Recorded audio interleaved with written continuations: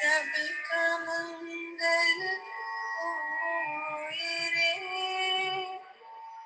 जिस गुरुदेव ने धर्म दिया है, उनका मंगल होए रे।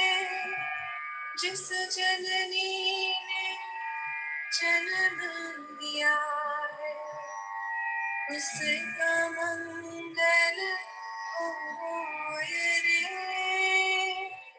पाला पोसा और बढ़ाया, उस पिता का मंगल होए रे।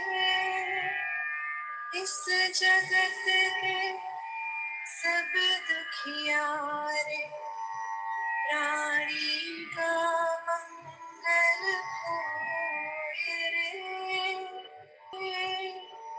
शुद्ध धर्म धरती पर जागे, पाप पराजित होए रे। इस धरती के हर दिन में कण कण में धर्म समोए रे।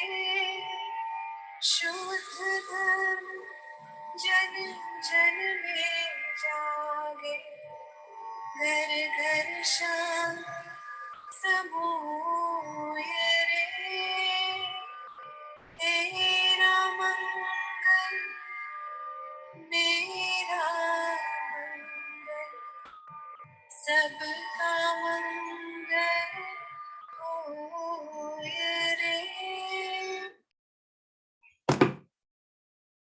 परम पावन परम आराध्य प्रातः स्मरणीय आचार्य श्री महाश्रमण जी के चरणों में शत शत नमन करते हुए हम आज का ये विशेष वेबिनार प्रारंभ करने जा रहे हैं।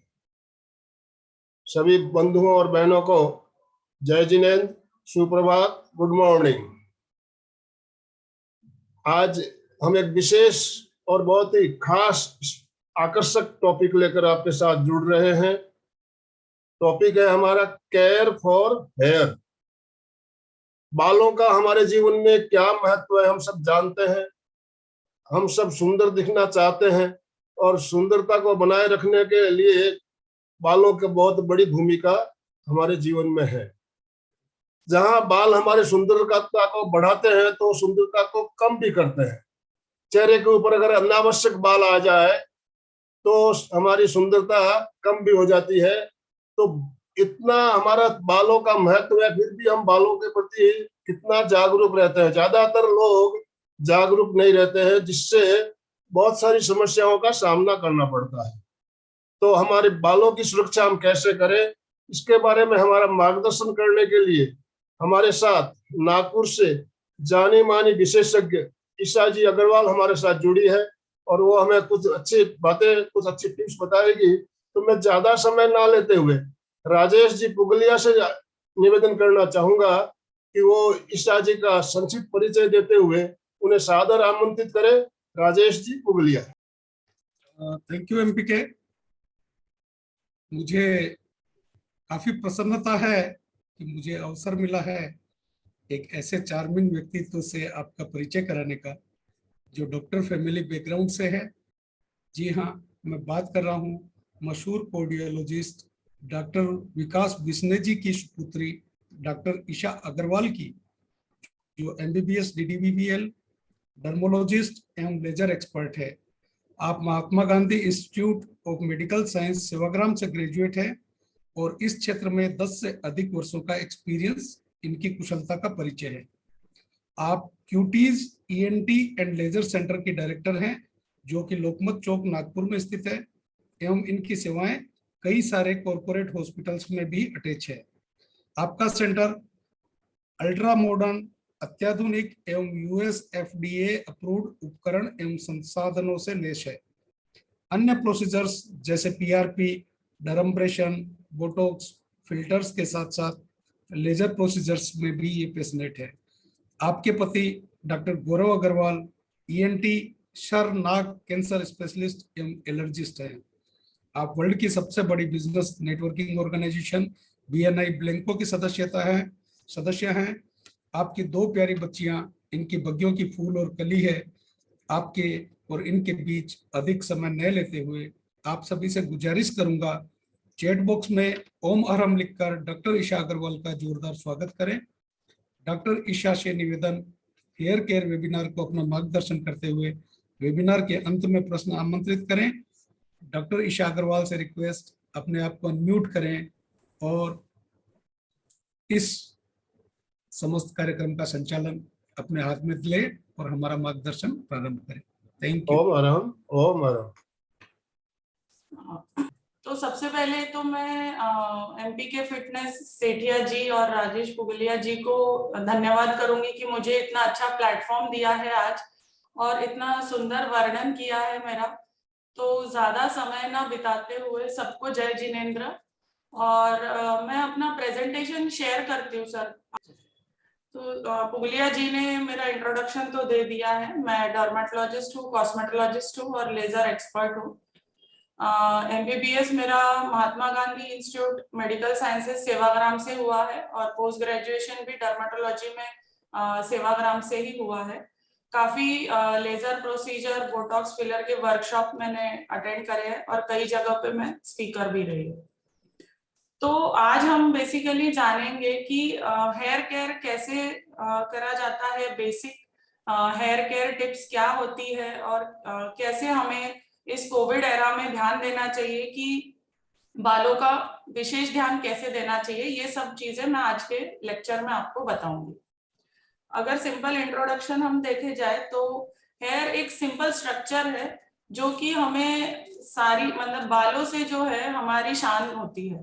तो बाल जो ऐसी चीज है कि उसको अपने को अच्छा रखना ही है। किसी भी फंक्शन में कहीं भी हम जाते हैं तो सबसे पहले जो हमारा ओरिजिनल मिरर है वो होता है बाल।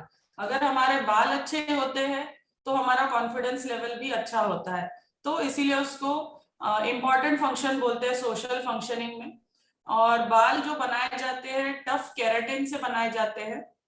जैसे कि आप देखते हैं कि नाखून में भी केराटिन होता है, लेकिन वो केराटिन एक मटेरियल है जिससे बालों का केराटिन अलग होता है, नेल्स का केराटिन अलग होता है। अगर हम बाल कितने होते हैं अगर हम बात करें जाए तो सिर पे हमारे लगभग 1 लाख बाल होते हैं जो कि हम गिन नहीं सकते। अपनी लाइफ में अपन बाल गिन नहीं सकते। फेस पे लगभग 600 बाल होते हैं पर स्क्वायर सेंटीमीटर एरिया में और बाकी शरीर में लगभग 60 बाल होते हैं पर स्क्वायर सेंटीमीटर एरिया में। बालों का फंक्शन क्या होता है? बेसिकली बाल हमें क्या क्या चीज से प्रोटेक्ट करते हैं। जैसे कि हमने देखा कि बाल हमें एक्सटर्नल इंजुरी मतलब अगर कोई छोटी मोटी चोट आ जाती है तो बालों की वजह से हमें वो प्रोटेक्शन मिलता है। सेंसरी फंक्शन है मतलब थोड़ा सा भी अगर हवा चलती है या कुछ भी होता है तो बाल अगर हिलते हैं तो हमें टच का सेंसेशन आता है।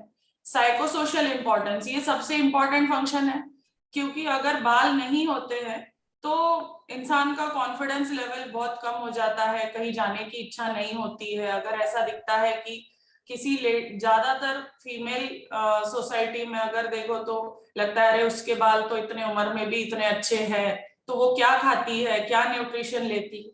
तो ये सब चीजें साइकोसोशल इंपॉर्टेंस में आती है। फॉरेंसिक मेडिसिन में मतलब अगर हर व्यक्ति के बाल अलग अलग होते हैं, चाहे वो छोटा बच्चा हो चाहे बड़ा हो। धर्म की बात करें, एज की बात करें, सेक्स की बात करें तो हर इंसान के बाल अलग होते हैं। कॉज ऑफ डेथ और टाइम ऑफ डेथ भी डिटरमाइन किया जा सकता है जो कि पोस्टमार्टम में काम आता है। और सबसे लास्ट जो है थर्मो रेगुलेशन, मतलब अगर बहुत ठंडा है तो बाल हमें प्रोटेक्शन देता है, भले ही हमें नहीं समझ में आता है कि ठंडी की वजह से प्रोटेक्शन है। जैसे जानवरों में भी अगर ज्यादा बाल वाला जानवर है तो उसको प्रोटेक्शन की जरूरत है। थर्मो रेगुलेशन मतलब हमारा टेम्परेचर कंट्रोल भी देखता है।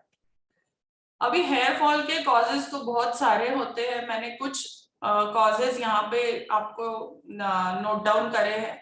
हेरिडिटरी मतलब ऐसा जरूरी नहीं है कि आपके घर में कोई गंजा है तो ही आपका नेक्स्ट जनरेशन होगा। आजकल बहुत सारे फैक्टर्स हो गए हैं जिसकी वजह से हेयर फॉल होता है। हाँ, बट कुछ हद तक मदर की तरफ से ये आता है, जैसे अगर मदर में है या मामा लोगों की तरफ है, मदर के ब्रदर्स को है, तो फिर सेकेंड जनरेशन में कई बार आता है। दूसरा हार्मोनल लेवल, अगर फीमेल्स में हम देखा जाए तो हार्मोनल इम्बैलेंस की वजह से भी हेयर लॉस होता है। कई बारी जल्दी एज में चालू हो जाता है, कई बारी मोस्टली 45-50 के बाद में हेयर लॉस चालू होता है। स्ट्रेस जो है ये सबसे इम्पोर्टेंट चीज है आज की एरा में, कि 99% चीजें, 99% डिजीजेस जो है वो सिर्फ और सिर्फ स्ट्रेस की वजह से है।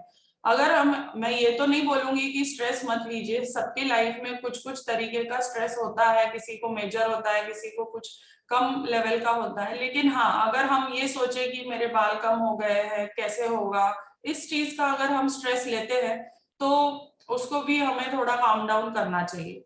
एज के हिसाब से भी बाल झड़ते हैं। डिजीज मतलब अगर आपको टाइफाइड, मलेरिया, जॉन्डिस, कोई भी क्रॉनिक डिसऑर्डर, मतलब कोई मेजर सर्जरी हुई हो तब भी उसके बाद हेयर फॉल होता है। उसके बाद कोविड-19 हो गया, कोरोना वायरस के बाद हमें हेयर फॉल दिखाई देता है। कोई भी डिजीज जिसमें बुखार आए या स्ट्रेस लेवल बढ़ जाए, उसके बाद हमें हेयर फॉल दिखाई देता है, क्योंकि उसमें बेसिकली अपना न्यूट्रिशन अफेक्ट होता है, खाने पीने पे फर्क पड़ता है। और बालों को जो न्यूट्रिशन है वो सिर्फ हमारे खाने से मिलता है। हम ऐसे अलग से कोई चीज करते नहीं है बालों के लिए जिसकी वजह से बाल अच्छे रहे। तो जब न्यूट्रिशन अफेक्ट होगा तो ऑटोमेटिकली आपका बाल झड़ना चालू हो जाएगा। मेडिकेशन मतलब कुछ दवाइयां होती है, जैसे एंटी कैंसर ड्रग होते हैं, कईयों को कैंसर के बाद में हेवी मेडिकेशंस होते हैं। कोरोना के बाद में भी कुछ मेडिसिन हेवी थे, उसकी वजह से हेयर फॉल चालू हो गया था। तो ऐसे कुछ बीमारी, कुछ दवाइयां हैं, कुछ स्ट्रॉन्ग दवाइयां हैं जिसके बाद में हेयर फॉल हो सकता है।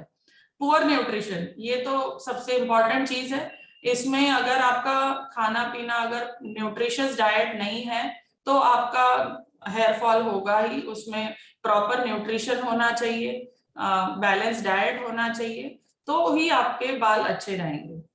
और इम्प्रॉपर हेयर केयर वो तो है ही, अगर आप बालों का ध्यान नहीं रखेंगे तो आपका हेयर फॉल होना ही है। जैसे सुबह उठते ही उसको बांध लिया, दिन भर बाल नहीं बनाए, तो आपका हेयर फॉल होना है। अभी कोविड-19 एंड हेयर लॉस, इसमें बेसिकली क्या होता है, जो भी लोगों को कोरोना वायरस हुआ है, 90% लोग को कोविड से अफेक्ट हुए हैं, उसमें से लगभग 24% लोग जो है जिनको कोरोना की वजह से हेयर फॉल हुआ है। लेट ऑनसेट मतलब तुरंत कोविड हो गया और अगले महीने में हेयर फॉल चालू हुआ, ऐसा नहीं है। 3 से 4 महीने के बाद में हेयर फॉल चालू हो जाता है, और उसको हम साइंटिफिक लैंग्वेज में टिलोजन एफ्लूवियम बोलते हैं, मतलब कि बालों का झड़ना।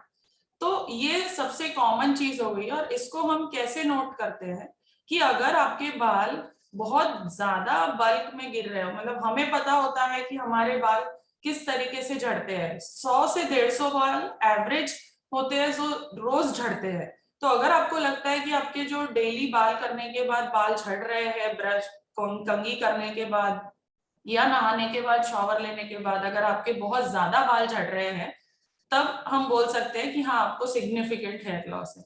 और जैसे कि मैंने बताया कि अगर फीवर और स्ट्रेस अगर आपके इसमें है, कोई भी बीमारी अगर होती है, कोई भी इन्फेक्शन अगर बॉडी में हो जाता है, तो बुखार आना ही आना है और स्ट्रेस भी आना है, जिसकी वजह से बालों का झड़ना बढ़ जाए। तो बेसिक टिप्स आज मैं आपको दूंगी हेयर केयर के बारे में, कि हमें क्या क्या करना चाहिए जिससे हमारे बाल अच्छे रहे। पहला टिप है कि स्ट्रेस को मैनेज करिए। स्ट्रेस जो है वो सबसे बड़ा इम्पैक्ट है हमारी लाइफ में। ऑब्वियसली स्ट्रेस सबको होता है, तो स्ट्रेस को आप किस तरीके से मैनेज कर सकते हैं। बहुत ज्यादा सोचने से ऐसा तो है नहीं कि आपको स्ट्रेस नहीं आएगा, बट हाँ, कुछ meditation, yoga, exercise, daily meditation, yoga, exercise करने से आपका स्ट्रेस कम हो सकता है। अगर आपकी कोई हॉबीज है रीडिंग में या कुछ और हॉबीज है जिसमें आप इंटरेस्टेड है, अगर वो काम में आप बिजी रहते हैं तो आपको स्ट्रेस नहीं आता है। तो आप किसी ना किसी चीज में बिजी हो तो आप उस चीज को नहीं सोचोगे कि मेरे बाल झड़ रहे हैं, और उस चीज का स्ट्रेस आपका कम हो जाएगा। और मेडिटेशन और योगा जो है वो सबसे अच्छी चीज होती है जिससे स्ट्रेस कम किया जा सकता है। दूसरा है पानी की मात्रा। अपने शरीर को एटलीस्ट 2 से 3 लीटर पानी पर डे जरूरी है। अगर उससे ज्यादा भी अगर लेते हैं तो कोई हार्म नहीं है। पानी जो है बॉडी के सारे टॉक्सिन्स वॉश आउट कर देता है, और वैसे रिकमेंडेड 2 से 3 लीटर है। अगर आप 5 से 6 लीटर पानी भी डेली लेते हैं तो उसमें कोई हार्म नहीं है। बट अगर आप कम लेते हैं इससे तो डिहाइड्रेशन हो सकता है, जिससे कि आपके हेयर ग्रोथ पे अफेक्ट हो सकता है। तो पानी जितना हो सके उतना ज्यादा से ज्यादा आपको पानी लेना है। तीसरी टिप है कि आपको जब भी आप ऑयलिंग करते हैं तो मसाज करके ही ऑयलिंग करना है। मतलब कि जो बालों के जड़ होते हैं स्कैल्प में, उसमें ऑयलिंग और मसाज जरूरी है। क्योंकि ऑयलिंग से, मसाज से क्या होता है कि ब्लड फ्लो इंक्रीज होता है स्कैल्प में, जो कि हेयर ग्रोथ प्रमोट करता है। तो ऑयलिंग भी ऐसा नहीं है कि आपको पूरा दिन भर तेल लगा के रखना है या पहले पूरा रात तेल लगा के रखना है। It is not compulsory. आप हफ्ते में 1 या 2 बार ऑयलिंग कर सकते हो। अगर जिस दिन आपकी छुट्टी है 2 से 3 घंटा ऑयल लगा के रखिए। ऑयल मतलब ऑयल जो है वो स्कैल्प में लगना चाहिए, बालों पे नहीं। और मसाज करके लगाइए ताकि आपका स्कैल्प में ब्लड सर्कुलेशन बढ़ के आपका हेयर ग्रोथ प्रमोट करे। तो ओवरनाइट ऑयलिंग नहीं करना है, फुल डे भी तेल नहीं लगाना है। सुबह 2-3 घंटा तेल लगा के आप हेयर वॉश करना है।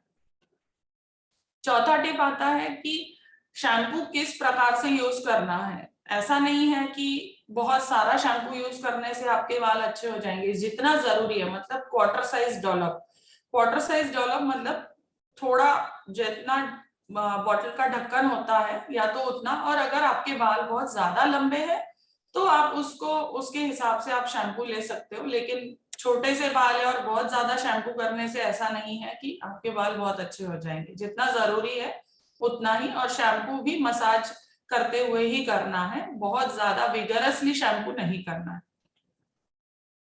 पांचवी टिप है कि आप rinse your hair under cold water after you finish shampooing. ठंडे पानी से बाल धोना जरूरी है, जिससे कि आपका ब्लड सर्कुलेशन भी इंक्रीज होता है। और ठंडा पानी is good for your scalp. मतलब अगर बहुत ठंडा मौसम है तो मैं ऐसे एडवाइस नहीं करूंगी कि एकदम ठंडे पानी से करिए, लेकिन हाँ जब भी करते हैं तो एक बार ठंडे पानी से रिंस करना है। और कंडीशनर जरूर यूज करना है। पहले लोग कहते थे कि कंडीशनर नहीं यूज करना चाहिए, लेकिन आज का सिनेरियो देख के, पोल्यूशन और सब चीजें देख के कंडीशनिंग बहुत जरूरी है। तो उससे हमारे बालों को शाइन आता है और थोड़ा सा लस्टर आ जाता है। 6th टिप है कि जब भी हम टॉवेल से ड्राई करते हैं, बहुत जोर से नहीं पोंछना है बालों को बहुत आराम से लेना है। जैसे हम कपड़े धोते हैं वैसे बाल नहीं धोने हैं, क्योंकि बाल बहुत सेंसिटिव चीज होती है। बहुत घस घस के नहीं धोना है, उससे भी बालों को तकलीफ होती है, बाल टूटते हैं। तो बालों को हमेशा, अगर आप थोड़ा सा ड्राई करके अपने आप सूखने दीजिए या हल्का ड्रायर से ड्राई करिए, नहीं तो स्प्लिट एंड्स आ जाते हैं, 2 मुंह बाल आ जाते हैं। और बहुत विगरसली नहीं पोंछना। हो सके तो आप जैसे माइक्रोफाइबर टॉवेल या फिर जो भी कॉटन बेस्ड होता है उसका टॉवेल जो कि मॉइस्चर पूरा सोख ले, वो टॉवेल आप यूज कर सकते हैं। 7वां टिप होता है deep conditioning for your hair. उससे जो मैंने बताया कि सॉफ्ट हो जाएंगे, हेल्दी हो जाएंगे, मॉइस्चराइजिंग मिलेगा ना। शैम्पू करने के बाद कंडीशनर जो है वो आप लगा के रखिए 2 मिनट 4 मिनट तक, और फिर बाल वॉश करिए। तो डीप कंडीशनिंग मतलब कि स्कैल्प में आपका कंडीशनर लगना चाहिए, बालों पे भी कंडीशनर लगना चाहिए, जिससे कि, और कंडीशनर हमेशा थोड़ा 2-4 मिनट रख के ही बाल वॉश करने चाहिए, नहीं तो उसका इफेक्ट नहीं आता। 8वां टिप है after you shower try using a wide tooth comb. और अगर बाल हाथ की उंगलियों से भी करते हैं ब्रश की जगह तो अच्छा रहेगा। अगर लंबे दांत वाली कंघी से हम करते हैं तो बाल टूटते कम है, और जो उलझ होता है बालों में वो भी निकल जाता है। या फिर उंगलियों से भी हम कर सकते हैं, मतलब लाइटली अपने को कोम करना है। एकदम से बहुत गीले बालों पे अपने को कंघी नहीं करना है, उससे बाल बहुत ज्यादा टूटते हैं। और बहुत जोर से बाल झटक के भी बाल नहीं करना है। 9th टिप है कि रात में, अगर आप, वैसे रात में सोते समय बाल नहीं धोना चाहिए, बट अगर आप गीले बाल लेके सोते हैं या बांधते हैं तो डेफिनेटली आपका हेयर फॉल होता है। इसकी वजह से क्या होता है, जो रूट्स होते हैं हेयर के वो थोड़े कमजोर हो जाते हैं, बाल टूटते हैं। तो इसलिए हल्का ब्लो ड्राई जो हम बोलते हैं, या हेयर ड्रायर से हम बाल वो कर सकते हैं, ड्राई कर सकते हैं। 10वां टिप है कि बाल एक बार सुबह उठने के बाद और रात में सोने से पहले हमें बालों को कंघी करना ही है। कंघी करने से भी हमारा जो स्कैल्प में ब्लड सर्कुलेशन है वो इंक्रीज होता है और उससे हमें फायदा होता है। ऐसा नहीं है, ठीक है, आप कहीं बाहर जा रहे हैं तो आप डेफिनेटली बाल बनाइए, लेकिन बहुत ज्यादा बार भी बाल बनाना ठीक नहीं है, उससे हेयर फॉल होता है। तो ट्वाइस, रोज दिन में 2 बार बाल आप कंघी से कर सकते हैं। बालों में कुछ भी हेयर कलर या हेयर स्टाइलिंग ये सब चीजें नहीं करना चाहिए, भले ही आपकी उम्र हो रही हो या बाल सफेद हो रहे हो। जो भी हेयर कलर या हेयर डाई है या हेयर स्टाइलिंग है, जो भी हम केराटिन बोलते हैं, स्पा बोलते हैं, ये बोलते हैं, वो सब चीजें अवॉइड करिए। जो आपका एज है वो तो दिखने ही वाला है, बाल सफेद होने ही वाले हैं, तो उसको आप हेयर कलर लगा के अगर छुपाना भी चाहे तो एक ना एक दिन तो बाल सफेद होने ही है। तो इसलिए आप हेयर कलर, बिल्कुल सब कलर बोलते हैं कि हम हमारा नो अमोनिया नो पीपीडी है, लेकिन जो भी कलर 30 मिनट के अंदर चढ़ जाता है उसमें अमोनिया पीपीडी होना ही है। पीपीडी मतलब पैराफिनिल डायमाइन करके एक केमिकल होता है जिससे कलर चढ़ता है। आप कितने भी अच्छे ब्रांड्स ले लो, बोलेंगे हमारे इसमें ये नहीं है वो नहीं है, तब भी उसमें अगर 30 मिनट के अंदर कलर चढ़ता है तो उसमें केमिकल है, तभी कलर चढ़ता है, नहीं तो कलर नहीं चढ़ेगा। 12th टिप है कि बालों को ट्रिमिंग बहुत जरूरी है, जिससे कि आपके जो 2 मुंह बाल होते हैं वो आपके मतलब वो काटने से बालों का ग्रोथ होता है। तो अगर हर महीने नहीं तो हर 3 महीने में या 6 महीने में ट्रिमिंग बहुत जरूरी है, नहीं तो स्प्लिट एंड्स आते हैं जिससे कि बालों की ग्रोथ नहीं होती है।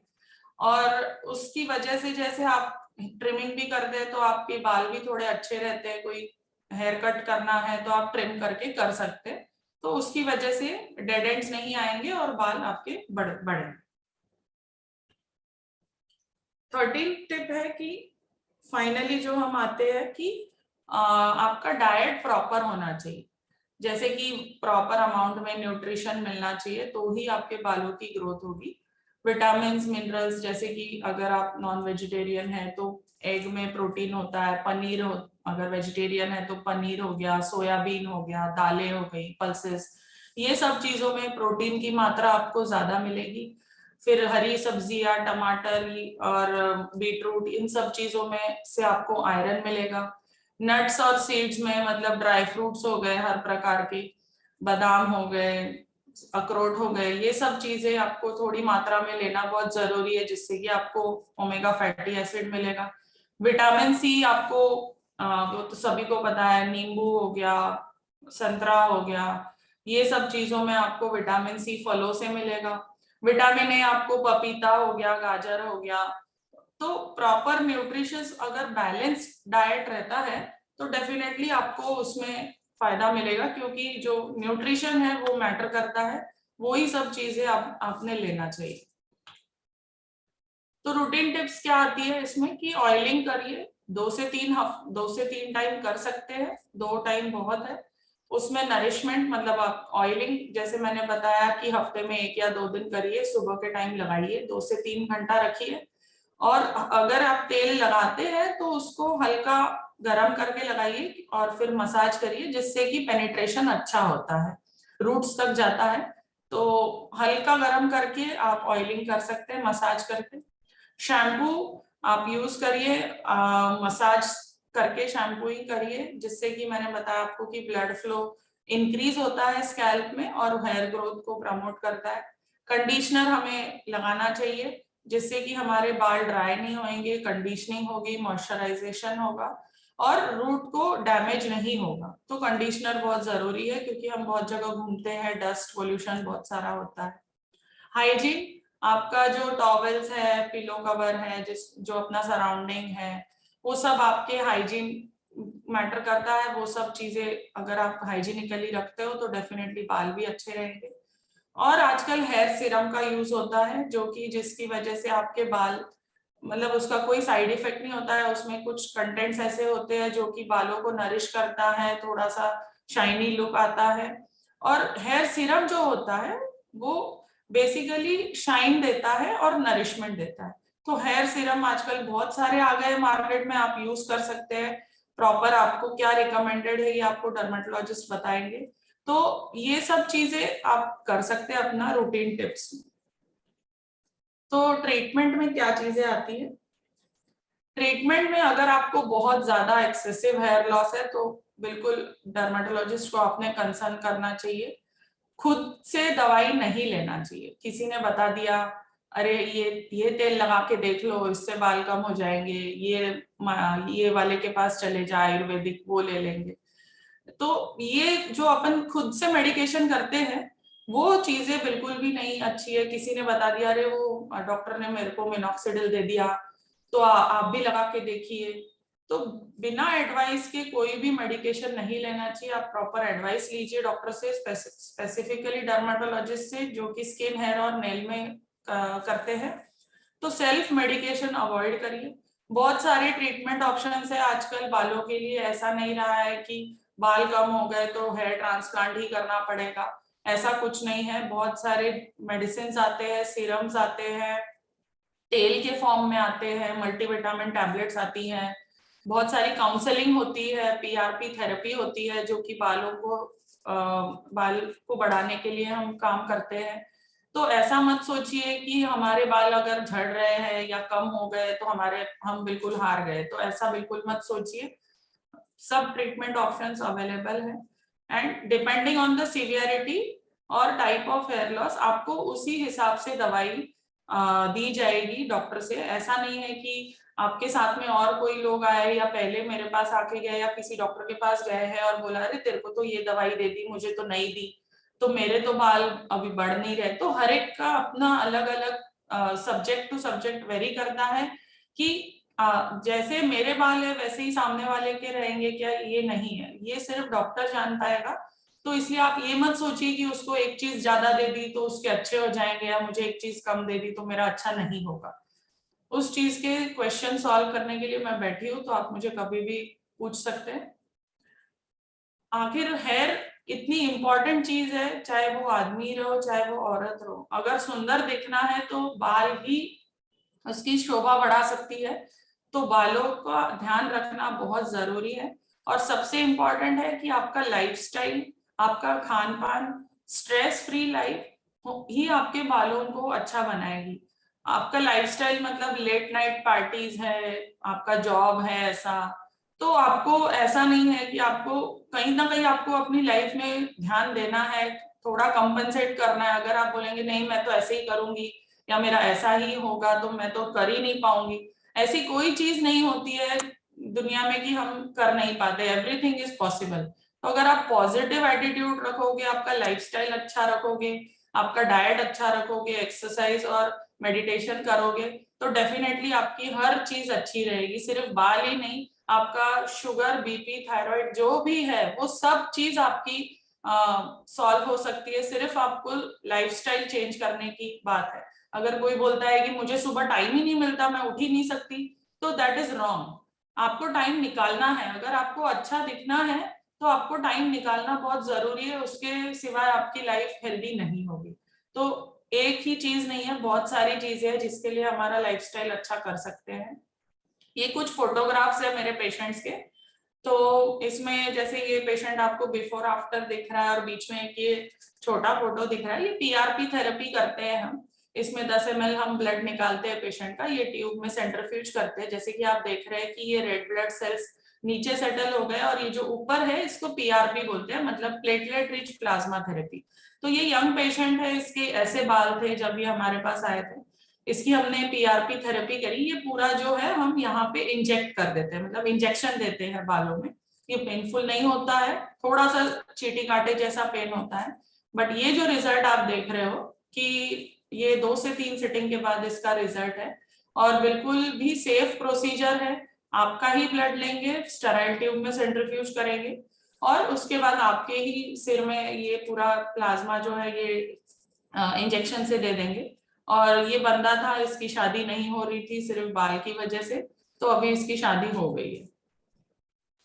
ये एक लेडी पेशेंट थे, इनको एक दवाई की रिएक्शन आ गई थी, कैंसर के दवाई की रिएक्शन आ गई थी।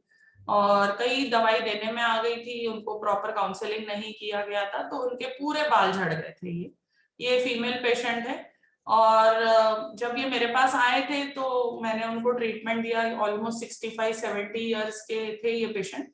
और मैंने इनको बोला कि मैडम आप पीआरपी थेरेपी करेंगे क्या? तो बोलते बेटा मेरा उम्र ही इतनी ज्यादा हो गई है, अब मैं क्या करूं? अगर मेरे बाल जैसे भी है आप दवाई दे दो, अगर हो जाएंगे तो हो जाएंगे। तो मैंने इनको बोला ठीक है, अपन हम लोग 1-2 महीना देखते हैं दवाई मेडिकेशन लोशन से, अगर आपके बाल अच्छे हो जाएंगे तो ठीक है, नहीं तो फिर हम आगे की थेरेपी करेंगे। तो जब ये मेरे पास ये बाल लेके आए थे 2 महीने के बाद, तो मैंने ही उनको पहचाना नहीं कि ये वही पेशेंट है करके। और आज वो इतने ज्यादा खुश हैं, मतलब इनके साथ हमने कुछ भी प्रोसीजर नहीं किया, पीआरपी वगैरह कुछ नहीं किया, सिर्फ लोशन और मल्टीविटामिन और काउंसलिंग करे। तो अभी वो आज इतने खुश है। अभी तो इनका ये रिसेंट फोटोग्राफ नहीं है, काफी लंबे हो गए उनके बाल, तो वो बहुत ज्यादा खुश है कि उनके बाल अच्छे आ गए करके। ये भी एक यंग पेशेंट थी जिसमें हमने पीआरपी थेरेपी करी थी। ये सिर्फ एक सिटिंग के बाद की फोटो है। ये 20 साल की लड़की है, बहुत जगह घूम के आई थी, बहुत त्रस्त थी कि मैडम कैसे करूं कैसे करूं। तो 2-3 सिटिंग हो गए, अभी वो आ नहीं रही है मेरे पास, तो इसका मतलब कि वो खुश है। बाकी ये सब चीजें मैं करती हूँ, स्किन हेयर नेल से रिलेटेड करती हूँ, केमिकल पीलिंग, लेजर्स है, डार्क सर्कल ट्रीटमेंट है, पीआरपी ट्रीटमेंट है, आईब्रो टैटूइंग, बोटॉक्स फिलर, जो झुर्रियां कम करने का इलाज, ये सब चीजें मेरे पास होती है। मेरा क्लिनिक लोकमत स्क्वायर में है, पुगलिया जी ने आपको बताया, Cutis ENT and laser centre के नाम से। और एक चीज बताना चाहूंगी कि किसी को भी जो सुंदर बनाता है, चाहे स्त्री हो चाहे आदमी हो, the most beautiful makeup for any woman is her natural hair and her natural beauty. जितना आप अपने आप को नेचुरल रखोगे, उतना आपका जो चीज हमें भगवान ने दी है वो हमेशा अच्छी रहेगी। हमें भगवान ने जो चीज दी है और अगर हम उसको हटाना चाहेंगे तो डेफिनेटली उसका कुछ ना कुछ साइड इफेक्ट होने वाला है। तो always invest in your hair, it is the crown you never take off. हमेशा अगर हम अपने अच्छे दिखने में या अच्छा लगने में अगर हम उसमें इन्वेस्ट करते हैं, तो डेफिनेटली बाल ऐसी चीज है, वो सारा जीवन आपको साथ देने वाली है। तो वो जो ऐसा मुकुट है वो जो आप कभी नहीं हटा सकते। तो इसीलिए आप हमेशा ध्यान रखिए कि नेचुरल की तरफ रहिए, और जो भी डाइट है वो सब अच्छे से रखिए। तो थैंक यू सो मच। बहुत ही शानदार तरीके से आपने ईशा जी बहुत सी टिप्स बताई, और बिल्कुल सही कहा आपने। जो देखिए आपने दवाई के बारे में बताया, जो दवाई जो मेडिसिन मेरे लिए फायदेमंद हो सकती है वो किसी और के लिए नुकसान भी हो सकता है। कारण बाल झड़ने के या बाल खराब होने के रीजन आपने बताए, रीजन जाने बगैर दवाई लेना हमारे लिए हानिकारक भी हो सकता है। तो पहले हमें रीजन क्या है उसको जानना है, कारण जानना है। डॉक्टर की सलाह लिए बगैर अपन दवाई लेते हैं तो जो मैंने बताया मेरे लिए फायदेमंद है तो आपके लिए नुकसानदेह भी हो सकती है। दूसरा आपने तो बताया मेडिटेशन।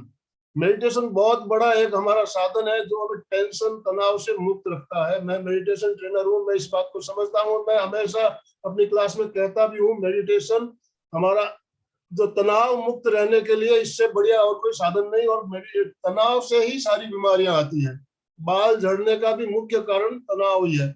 इसके साथ साथ में हम एक्सरसाइज करते हैं, कुछ आसन, खास आसन हम बताते हैं। बाल जो जो जिनके बाल की प्रॉब्लम होती है, जो आसन करते हैं हम, जब हमारे ब्रेन में ब्लड का सर्कुलेशन ज्यादा जिस आसन से होता हो वैसे आसन हम करते हैं, जिसमें बैठकर, लेटकर, खड़े होकर बहुत सारे आसन बताए गए हैं, जिससे हमारा ब्लड का सर्कुलेशन हमारे ब्रेन में ज्यादा होता है। ब्लड का सर्कुलेशन हमारे ब्रेन में ज्यादा होगा तो हमारे बाल स्वस्थ रहेंगे, हमारा मेमोरी पावर भी बढ़ेगा, एकाग्रता भी बढ़ेगी। तो कुछ आसन का नाम मैं उल्लेख करना चाहूंगा। जैसे बैठ कर किए जाने वाले आसन पर शशांक आसन हम बताते हैं, योग मुद्रासन बताते हैं। ऐसे आसन है जिससे हम आगे झुकते हैं तो हमारे मस्तिष्क में, ब्रेन में रक्त का संचार अच्छा होता है। लेट कर किए जाने वाले आसन में शत्रुबंधासन बहुत ही बढ़िया आसन है, और इससे और भी बहुत सारे फायदे होते हैं, और हमारे ब्रेन में भी ब्लड का सर्कुलेशन अच्छा होता है। खड़े होकर करने वाले आसन में पाद हस्तासन बहुत बढ़िया आसन है, सब कोई आसानी से कर भी लेते हैं इन आसनों को। तो इन आसनों का अभ्यास भी हमारी क्लास में हम रोज करवाते हैं सुबह की क्लास में। तो योगा क्लास हमारी रेगुलर चलती है, मेडिटेशन भी होता है। डेली का हमारा क्रम चल रहा है, पिछले 2 सालों से ऑनलाइन चल रहा है। वैसे तो हमारी क्लास 10 साल से चल रही है, कंटिन्यू 365 दिन चलती है। अभी लॉकडाउन के बाद हमने ऑनलाइन चालू किया है, तो ऑनलाइन हमारी 6:30 से 7:30 1 घंटे की क्लास रोज की रहती है। तो आप भी हमारे साथ जुड़े। मैम, एक बेहतरीन सेशन आज हम सब ने सुना। काफी सारे जिज्ञासाएं आपके पूरे के पूरे प्रोग्राम में ही शांत हो चुकी थी, और काफी अच्छी अच्छी जानकारियां जो डे बाय डे रूटीन के अंदर में जो जानकारियां हमें चाहिए होती है और जो प्रिकॉशन हमें लेने होते हैं, उन सब के बारे में हम सब जागृत हुए। आज का यही विशेष सार है, और एक बेहतरीन कार्यक्रम के लिए और बेहतरीन संचालन, और बहुत सिंपलेस्ट वे में आपने जिस तरह समझाया, वाकई ये सबके लिए फायदेमंद होगा। और मैं आपके उज्जवल भविष्य की कामना करते हुए आपको एक बार फिर एमपी के फिटनेस की तरफ से बहुत बहुत धन्यवाद देता हूं। और आगे भी आपके कई चैप्टर्स हैं, उनके बारे में आपका मार्गदर्शन मिलता रहेगा। इसी उम्मीद के साथ मैं एक बार फिर से आपका आभार व्यक्त करते हुए सेठिया जी को बोलूंगा कि इस मीटिंग का समापन की ओर आगे